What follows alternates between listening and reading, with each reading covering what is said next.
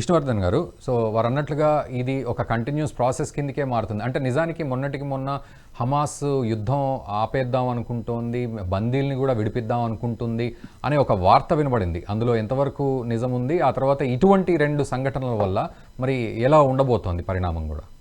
ఇప్పుడు ఈ latest events details మన సురేష్ కొచ్చాటి గారు బాగా వివరించారు. దాని మీద పోనవసరం లేదు.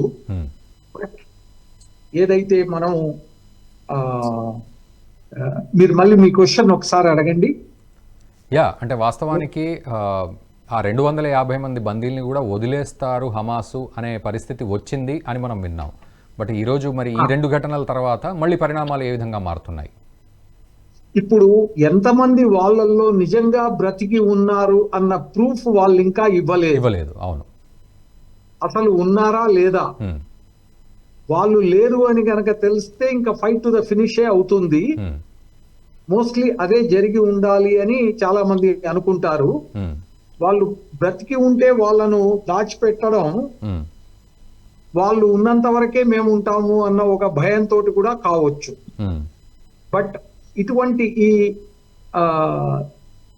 ఒక చెస్ గేమ్ లాగా నడుస్తోంది.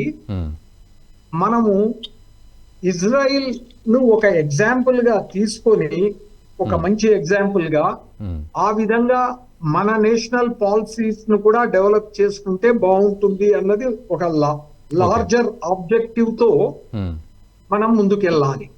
భారత్ ఇప్పుడు మనం ఏమరుపాటుగా ఉన్నందుకే ఇప్పుడు జమ్మూ రీజియన్ లో ఇన్ని ప్రాబ్లమ్స్ ఫేస్ చేస్తున్నాం. And enemy is very successful. అంటే ఒక చిన్న ఇన్పుట్ తో మేజర్ అవుట్పుట్ తీసుకోగలుగుతున్నాడు.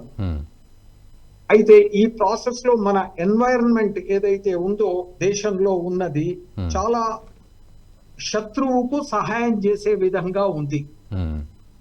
ఇటువంటి ఈ పాయింట్స్ మీద నేను ఎక్కువ మాట్లాడదలుచుకున్నా. యాక్చువల్ గా ఒకవేళ సుభాష్ చంద్రబోస్ కనుక ఉంటే ఏ విధంగా మనము ప్రొసీడ్ అయ్యే వాళ్ళం, ఆ రోజైనా ఈ రోజైనా, ఆ విధంగా ఏమైనా విశ్లేషించడానికి ఐఎమ్ ఫోర్త్ కమింగ్. ఈ వీడియో మీకు నచ్చినట్టయితే లైక్ చేయండి, 10 మందికి షేర్ చేయండి. అలాగే కామెంట్ల రూపంలో మీ అభిప్రాయాలను మాతో పంచుకోండి. Nationalist hub group of channels ను సబ్స్క్రైబ్ చేసుకుని తెలుగునాట జాతీయవాద జర్నలిజాన్ని ప్రోత్సహించండి. ఈ వీడియో కింద ఉన్న బెల్ ఐకాన్ పై క్లిక్ చేయడం మర్చిపోవద్దు.